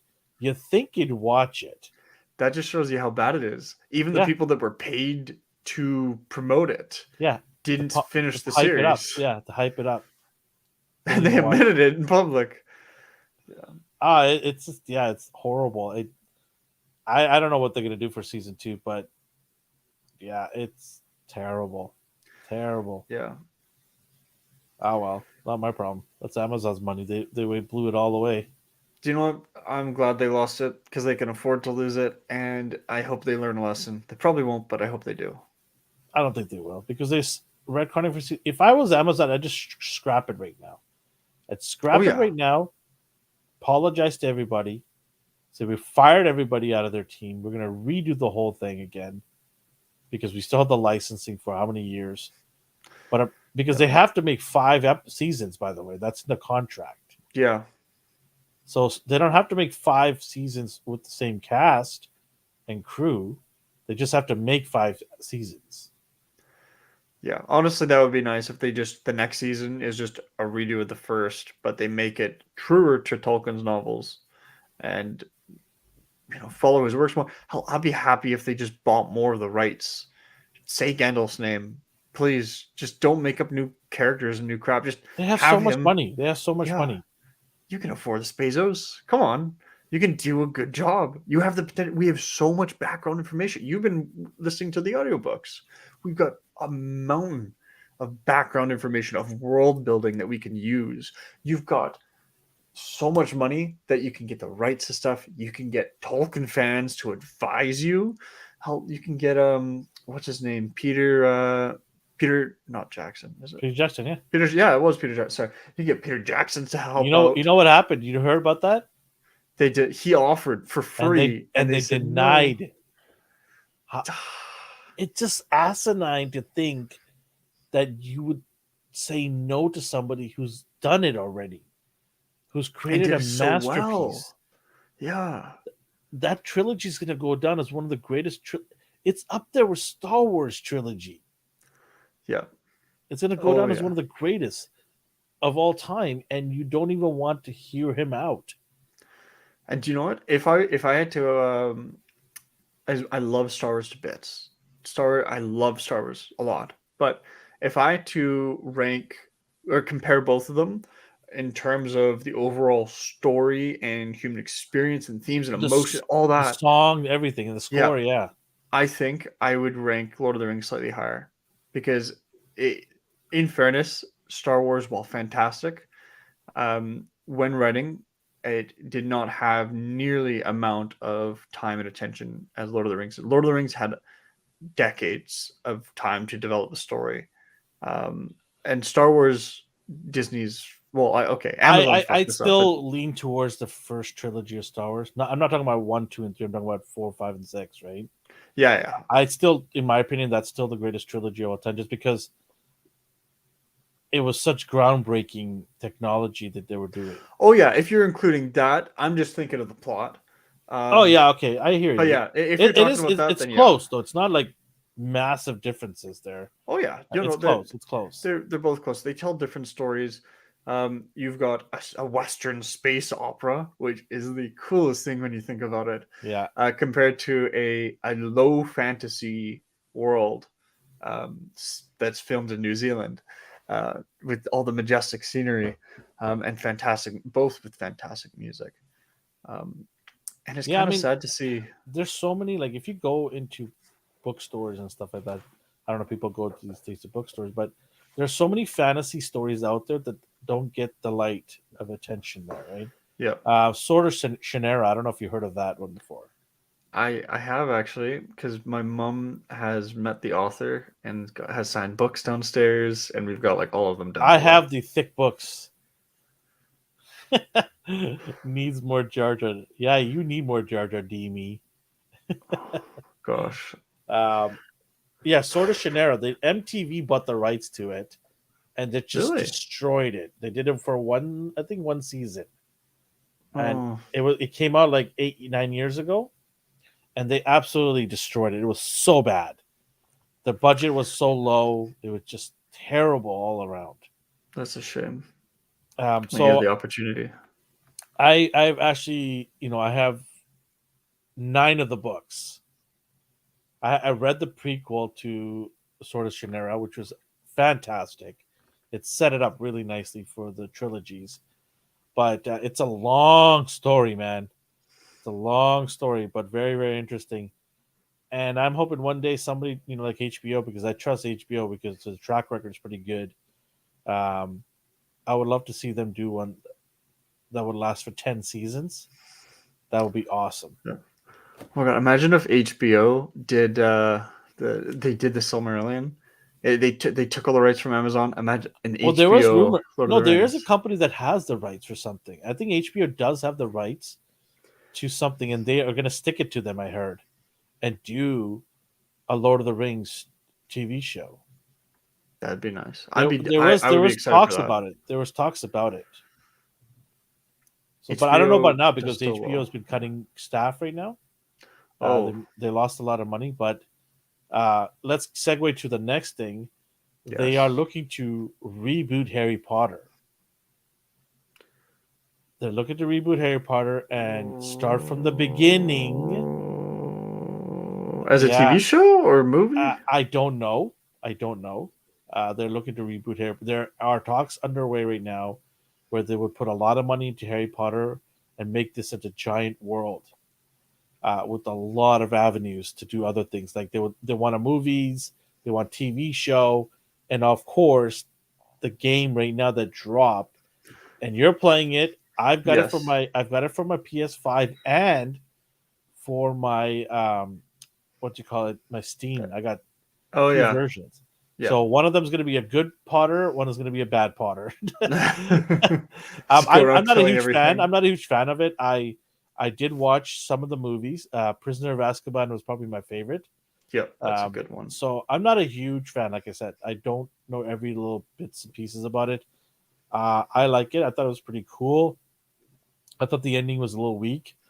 Um, but this game, I was able to play for about an hour, and I gotta tell you, man, it looks like it's gonna be the runner up for game of the year. It's really good. And do you know Everybody I talk to is in yeah. love with this game. And it's funny, 1 hour in, you got so much farther to go, and it only gets better. Um, Yeah, no, I definitely am looking forward to playing more of it. But yeah, it really is magical. This game, man, it is a fun game. If you have a chance to get this game, anybody out there, go get this game. You're gonna love it. Even if you're not a Harry Potter fan, man, play this game. It's just a fun game to play. I've only played mhm. 1 hour of it, and I'm already hooked. Like I think it's a Yeah. phenomenal game. It like I said, it could win Game of the Year. That's how Did you good get this game is. the pre-order version or the deluxe version or I got I everything? You get I got both versions with both early release. I actually played the game 3 days before it launched. yeah, same. Yeah, so I Yeah. played that, but yeah, no, I can't say any. Like, I still haven't played more of it. I'm going to play more of it and give it more thoughts of it on our gaming channel, which we are looking to revamp very soon. But no, such a Yeah, great game, it a lot of is fun it to is play. good. I think Um kids could play that game, could they not? yeah, Maybe like 12 and there's over. still there's still death and well, I guess the Cruciatus curse, you're gonna torture people, but like the game is not bloody in any way so far. For me, it doesn't have swearing. Um, it's very much a game that I think, yeah, you're right. 12 and up, you can play, you can enjoy it. It's got some themes at times that are a bit more intense, but So game. you played But this yeah, game so far, and how yes, you've probably invested hours into it already, right? 18 and a half. Holy jeez. Okay. So let me ask you, I just mentioned right now they're rebooting Harry Potter. They were looking into rebooting Harry Potter. Are you okay with that? Like what? Like you got to remember they're going to put a lot of money into this, and it's going to be something they want to last for at least a decade. What are your thoughts on that? Are you okay with that? To be honest, no. Uh, No, really. So Harry Potter. So I love Star Wars. Again, I'm reiterating. I love Star Wars, like Lord of the Rings, but Harry Potter is what I grew up. The first book I ever read was the first Harry Potter book, and even then, Are the that books was better than the movies? Obviously. the books are better than the movies. There are some moments of the movies that are better, Okay. um, but I know I'm going to get some hate for that. But I'll give a quick example. In the movies, there's two deleted scenes that aren't in the books, if I can recall. And that's Deathly Hollows. The Dursleys are going to leave, and when they're leaving, at one point, Dudley comes over to Harry and tells him, I don't think you're a waste of space. After Harry just tells that to Vernon, like, oh, don't worry, Vernon, I'm not coming with you. I'm just a waste of space, right? Dudley comes over, shakes his hand, says, I don't think you're a waste of space. It's really sweet, but not in a cringy way. It seems genuine to the story. And then there's another moment where um, Aunt Petunia is talking about Harry's mom and how she died. And at first you think like, oh, Aunt Petunia was always jealous of Lily, but then she says, you didn't just lose a mother, I lost a sister. And you realize there's this whole depth to this character that you've never thought about before. And you can rewatch all the movies and see it differently. And that's not in the books. Mhm. But going back to your original question, um, I think we've seen so much of Hogwarts, and with the original three, Daniel Radcliffe, Emma Watson, Rupert Grint, they are our Harry Potter, uh, the trio. But I mean, Um, I understand that, and I totally get it from your point of view. Like that's your childhood or your teenager life, and you grew up with these iconic people that played them now. I mean, they are iconic now. Yeah. They're cemented in Harry Potter lore, right? But with the technology improvements that we had in the last 10, 15 years, um, and the game that you're playing right now, and you're seeing the Expanse universe, like you're probably seeing things that you haven't seen in any of the books or in the game, some movies, Oh yeah. right? So you're experiencing all these things. You're able to, and then you see the world can expand bigger now from what you've been given. Wouldn't you want them to just restart this from the beginning, from when it all started, and create this huge universe, Harry Potter universe? Do you know what? I wouldn't, but you do say something that I 100% agree with. We've seen so much of Hogwarts right now, and we all love Hogwarts. It's great. It's this beautiful castle we all wish we can go to. I remember thinking one day I'm gonna turn 11 or 12, and I'm gonna get my letter, not getting it and being so upset. Um, but we've seen that. I want to see more of the Wizarding World. And you're right, with the new tech we've got, we can see it. We can have new, genuine stories. J.K. Rowling Yeah. could write them, or we can have some new authors that dabble in some smaller stories. And playing the game, if you've only played an hour, I don't think you've been able to explore No, outside of Hogwarts. I just basically got introduced, and I'm walking around for the first time. I've been able to go to areas with dark magic and with dark wizards and See, go this to is little yeah, villages. And I think that the Wizarding World needs to move away from just Hogwarts and more to that other aspect of the Wizarding World. All yeah. the different wizards out there, and there's dark wizards. I So want to imagine see. a TV show that could explore that. Well, if we want to look at Harry again, I'd actually want to see him as an adult because he becomes an Auror, a hunter of dark wizards. I want to see that story of him hunting the guy that took Well, I on think, Voldemort and won. is it Daniel Radcliffe? Is that his name? Yes, He's already yeah, said that he's done with Harry Potter. He doesn't want to come I back. know. But So I mean, that's not something we can get. money changes everything, though. It could. A If lot of people have HBO said that. decided, A lot of people have um, said that. And let's face it, he's not making any hits right now, is he? in the last couple of years, he hasn't in two. I don't remember seeing him in the last 2 years, Well, but he think has about it. made Think some about it. big movies. If HBO came to him and said, "Listen, we're going to give you 100 million. You're going to do 2 more movies, and you're going to help us set up this TV show as well," he'll take it. Probably. I don't think Ron will return Rupert Grint. Do you know what he does these days? No, He's done a couple movies, but mostly what he likes to do is he owns this ice cream truck, and he likes just going around the neighborhood giving out ice cream. it's He's kinda like, that was creepy. my dream. I want to own It an ice is cream kinda truck and creepy. just use it. And, okay, as an adult, when you think about it, Yeah, it's it kinda sounds creepy. like, what does he do? I don't know. I don't want to hear Goes house to something. house giving out Yeah, ice cream to yeah. children. Next show you watch, you're going to hear something in the BBC. Emma Watson, she's famous. She's done a Yeah, lot of shows, lots of stuff. a lot of stuff. So I don't think she'll be wanting to come back. But I think, yeah, you're right. You got to have Daniel Radcliffe somehow jumpstart this new thing if they decide to do it, and just create a massive universe here. Yeah, yeah. They Connect the tried doing movies that. and the TV Yeah. show together. They tried doing that with Fantastic Beasts. We had Fantastic Beasts 1, then The Crimes of Grindelwald, and then what was the last one called? The Secrets of Dumbledore. But to me, that one was a little marred because they replaced Johnny Depp because of the whole Amber Heard situation. And they got a lot of flack for that, and then they lost a lot of money because of that too. They did. jumped the And gun. do you know what? I think it's their fault. They shouldn't have just kicked him off based off of Accusations. essentially a rumor. Yeah, an accusation. Yeah.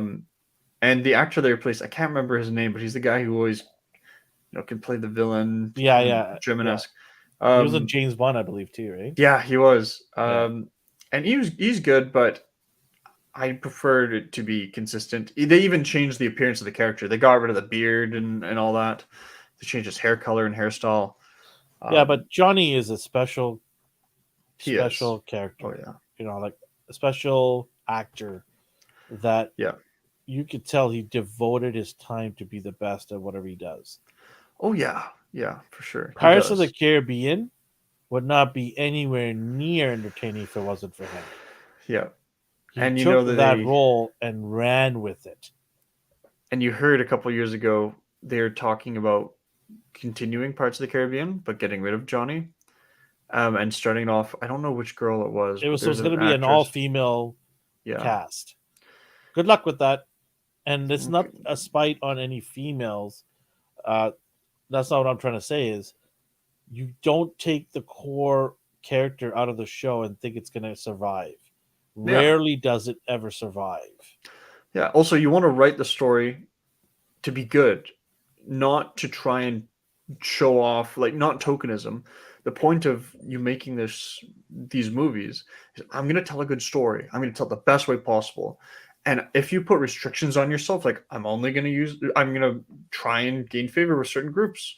I'm going to only have a female cast. I'm going to ignore certain actors in the past who have been good for us and good to us. But I'm just going to ignore them now, even though they're loved. You do that, and you kind of start to destroy And also, the whole thing. they made too many movies, I think, as well. Yeah, no, I'm fine with them to stop Yeah, Pirates of the they Caribbean. just need to Jerry Bruckheimer needs to just chill. You've done it. Relax, right? So I think they need to put it to bed. They made enough money from that trilogy, and I remember when it came out, it was just making, pardon my pun, boatloads of money. Just it was so popular. I remember my wife watching it over and over again when it was available on Blu-ray. She absolutely loved Johnny Depp. She absolutely loved the whole, and she doesn't like any of this stuff, but she just loved Johnny Depp's acting. His comedy was what brought people in to watch this over and over again. Oh Right? yeah, And yeah, I mean, without him, good luck. Good luck to you. yeah, it's gonna sink. Oh, You came up with the boatload thing, so I had to follow. Mine was better. Come on. Yeah, yours. No, Harry Potter. I think going back to it, I think I would love to them to do this open universe. I think it Yeah. has a lot of potential. Yep. And I Expand think the HBO world. is probably just like salivating at at the chance of making this into a success, and then obviously having more content on HBO Max, right?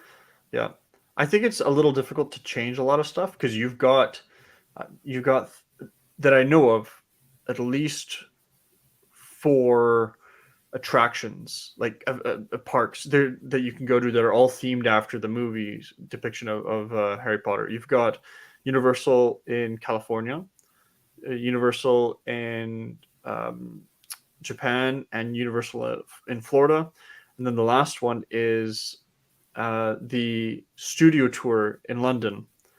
And that's the one I've been to. I haven't been to the Harry Potter land yet, as much as I want to go. So But the actual place, what was the place again called? the studio Hogwarts. tour? Sorry, Hogwarts. Yeah, Hogwarts. Is it an actual place or is it all CGI? It's an actual place, but Really? it's a bunch of places. So, like some courtyards are in Oxford. Okay. The lake is, a loch in Scotland. The castle is also a castle in Scotland. But a lot of it, you actually see this in the studio tour. The overall image that you see of the castle and the lake and the forest and all that, that's a massive model. Like honestly, the whole size of the model, not the castle size, but like all the land that they do for the big shots is about the size of my house, like width and Wow. length. It is huge and it is so detailed. You got to see it, Alvin. If I your would love to kids see like it, Harry yeah. Potter or you like Harry Potter, it is Well, a must my have. youngest son is getting into it right now because of the games, so I'm gonna introduce him to the movies. He's never seen the movies. Really? Yeah, he's only 12. Oh, My oldest one has seen a little bit of it. He likes it. But my youngest one, yeah, I'm gonna introduce him to it. We're probably gonna sit down with some popcorn and watch it all yeah. together. I forget half of them anyways. So I would love to watch it with my kids all over again. I Yeah. think it'd be fun. Well, one cool thing about this isn't really a spoiler because you go there you go to the studio tour expecting this, but you walk in and I forget the first room you're in. It's like a theater-esque place. They go over some stuff, and then a wall moves, and you're in the Great Hall, like the full-sized Great Hall. You can just walk down it, and it is the coolest thing. And then from there, you get to walk and see some of the sets that they've set up still. You get to go on the train. You get to look at all the wands and props and see details about it. And then later on, you actually get to go on the bigger sets. So you actually get to walk down Diagon Alley, which is a whole alley. It's such a cool, magical place. Nice. And I nice. forgot, there's one more place you can visit. That's platform 9 3/4 at King's Cross Station. They actually have a store set up, and they've got the brick wall for you to walk into. And they have like a cart that's halfway in the wall that you can put your hands on and pretend you're going through to the platform. And there's also a video online. Have you seen the video of this guy? Everyone's waiting in line, a massive lineup, and some guy jumps across the rope that's the barrier rope, runs straight into the brick wall, falls to the ground, and yells, "Fuck, it's closed," and then runs off. And everyone's just looking at him like, what? That man just ran into a brick wall. What? People will do strange things. Yeah, but I think, going back to the first thing, I think it's hard to rewrite everything when you have all this stuff. They got to do it in a way where it doesn't insult all the followers and the core fans. Like we talked about, don't insult the core fans. They got to do it in a way where it's not neglecting the history of what's been done, but also saying, hey, listen, we have this ability now to open it up even more and give you obviously more to chew at, right? But we're not going to forget where it started from. We're going to keep that core special. So whether that be J.K. Rowling's coming out and making a statement, or finding a way to weave this thing around the core story, right? So I hope they do it, because it'd be fun. It'd be fun to explore more of this amazing lore, right? Oh yeah, I want to see more of the Wizarding World. I'd be happy if they did a remaster even. Yeah. As long as this just don't take the Rings of Power route and get people from J.J. Abrams' crew. Everything J.J. Abrams' crew touches, it just burns to the ground. It's now Dumborella. Bad Robot is a bad production company. Yeah. Everything they touch is just horrible. Yeah. No, they're not getting close to this, are they? This project? I hope not. I hope not. That'll be the end of that lore. Yeah. They destroyed Star Trek. Now they're on their way to destroy Lord of the Rings. Now they're looking for something else to destroy. Yeah. Watch, Kathleen Kennedy brings him back. Got to watch. Kathleen Kennedy is in charge of the Harry Potter project. Oh boy. Yeah, she gets fired from there and she goes there, huh? She goes there. Oh my god. I guess we can wrap it up today. We did it quite a bit. We've been here for a while. I enjoyed it. I'm glad you came on board. We were able to talk. Our friend Justin is away. Hopefully he'll join us next week. Anything else you want to add? No, I think that's pretty much it for now. Okay. Maybe me and you could do a little review on Harry Potter when we play the game more. Yeah, we got to. We'll talk about some of the high points, low points, maybe some tips and tricks. But anybody who's watching us for the first time, thank you, first of all. And do hit the subscribe button and leave a like. And if you're listening to us and you're a member for us, we appreciate each and every one of you guys. Make sure to like our videos, because that's how the algorithm works, right? When you click on a like, it sends a signal out to YouTube and says, hey, somebody likes these videos, so let's go share with other people. Definitely want a lot of people watching our videos and listen to us. We want to expand this A&R universe. So go ahead and hit that like button. It takes 2 seconds. And also go to our social media place, A&R Universe.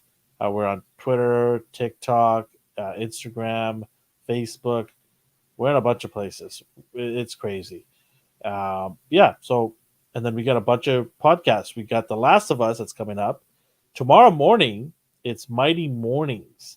My friend Chris, Michael, we jumping on board. It's a bi-weekly show about shows from the 80s, 90s, and early 2000s, all kinds of animation and TV shows.